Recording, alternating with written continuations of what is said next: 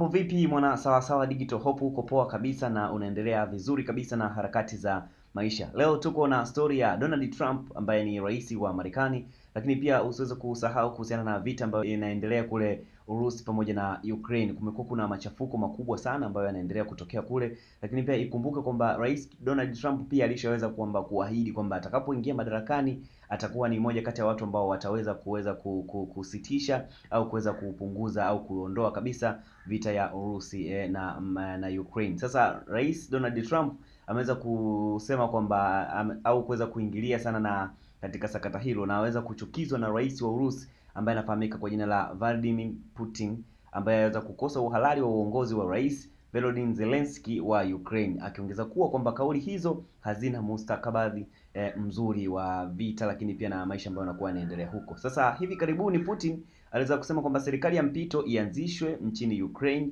ambayo ingeweza kumlazimisha Zelensky kuondoka madarakani.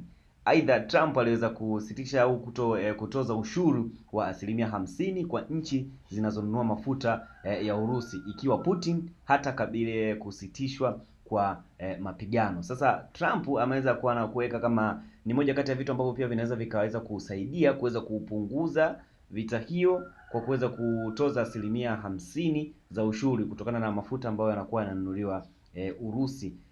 Hapa na mkoti kwamba alikuwa amesema kwamba ikiwa mimi na Urusi hatuwezi kufikia makubaliano ya kusitisha umwagaji damu nchini Ukraine, na ikiwa nitadhani kuwa ni kosa la Urusi, nitaweka ushuru kwenye mafuta yote ambayo yanatoka Urusi. Hiyo itakuwa kama unanunua mafuta kutoka Urusi, hutafanya biashara Marekani, kutakuwa na ushuru wa 25% hadi 50% kwenye mafuta yote. So tuone hii itaweza kupunguza au itaweza kuleta chachu ya vita hii kuweza kupungua kutokea kule Ukraine pamoja na Urusi.